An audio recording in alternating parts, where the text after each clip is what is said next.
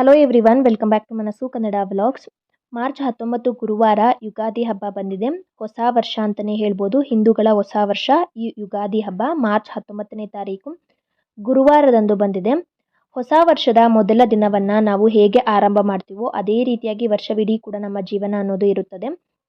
So ಹಾಗಾಗಿ ಹೊಸ ವರ್ಷದ ಮೊದಲ ದಿನದಂದು ನಾವು ಒಳ್ಳೆ ಶುಭ ಕೆಲಸಗಳನ್ನು ಮಾಡಬೇಕು.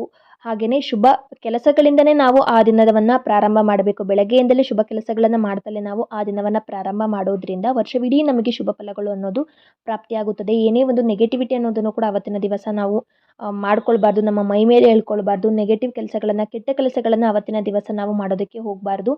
ಯಾವುದೇ ಒಂದು ತೊಂದರೆಯನ್ನು ಕೂಡ ಮೈ ಮೇಲೆ ಹಾಕ್ಕೊಳ್ಬಾರ್ದು.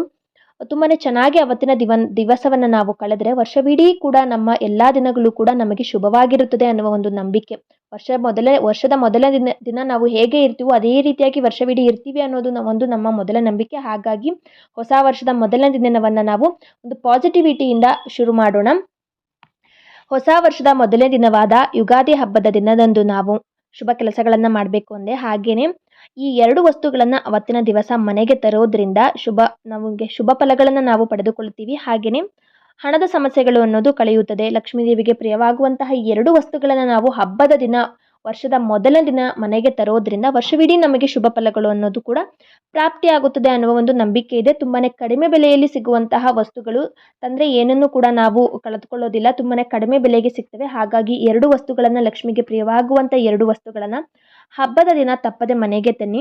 ಯಾವ ವಸ್ತುಗಳು ಅನ್ನೋದನ್ನು ತಿಳಿಸ್ಕೊಡ್ತೀನಿ. ಮೊದಲನೆಯ ವಸ್ತು ಅಂದರೆ ಕಲ್ಲುಪ್ಪು. ಲಕ್ಷ್ಮೀ ದೇವಿಗೆ ತುಂಬಾ ಪ್ರಿಯವಾದದ್ದು. ಸಮುದ್ರ ಮಂಥನದ ಸಮಯದಲ್ಲಿ ಮಹಾಲಕ್ಷ್ಮಿ ಉದ್ಭವ ಆಗುತ್ತಾಳೆ. ಈ ಕಲ್ಲುಪ್ಪು ಸಹ ಸಿಗುವಂಥದ್ದು ನಮಗೆ ಸಮುದ್ರದಲ್ಲೇ. ಹಾಗಾಗಿ ಈ ಕಲ್ಲುಪ್ಪುಗೂ ಕೂಡ ಒಂದು ಶಕ್ತಿ ಇದೆ. ಏನೇ ಒಂದು ಪರಿಹಾರಗಳನ್ನು ಮಾಡ್ಕೊಳ್ಬೇಕಾದ್ರೂ ಕೂಡ ನಾವು ಕಲ್ಲುಪ್ಪನ್ನು ಬಳಸ್ತೀವಿ. ಜೊತೆಗೆ ಮಹಾಲಕ್ಷ್ಮಿಗೆ ಇಷ್ಟವಾಗುವಂಥ ದೀಪಗಳಲ್ಲಿ ಈ ಉಪ್ಪಿನ ದೀಪಾರಾಧನೆ ಕೂಡ, ಕಲ್ಲುಪ್ಪಿನ ದೀಪಾರಾಧನೆ ಕೂಡ ಒಂದಿದೆ. ಹಾಗಾಗಿ ಮಹಾಲಕ್ಷ್ಮಿಯ ಒಂದು ಅಂಶ ಕೂಡ ಈ ಕಲ್ಲುಪ್ಪಲ್ಲಿ ಇರುತ್ತೆ.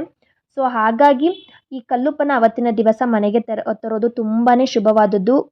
ಈ ಕಲ್ಲುಪ್ಪನ್ನು ಮನೆಗೆ ತರೋದ್ರಿಂದ ಋಣಾತ್ಮಕ ಶಕ್ತಿಗಳು ಅನ್ನೋದು ಕೂಡ ಮನೆಯಿಂದ ದೂರವಾಗುತ್ತವೆ. ನಾವು ಮನೆಗೆ ದೃಷ್ಟಿ ತೆಗಿಬೇಕಾದ್ರೂ ಕೂಡ, ಅಂದರೆ ನೆಗೆಟಿವಿಟಿ ಅನ್ನೋದನ್ನ ನಾವು ತೆಗೆದಾಕಬೇಕಾದ್ರೂ ಕೂಡ ಈ ಕಲ್ಲುಪ್ಪನ್ನೇ ಬಳಸ್ತೀವಿ. ಅಂತಹ ಒಂದು ಶಕ್ತಿ ಇರುವಂತಹ ಈ ಕಲ್ಲುಪ್ಪನ್ನು ಯುಗಾದಿ ಹಬ್ಬದ ದಿನದಂದು ಮನೆಗೆ ತನ್ನಿ.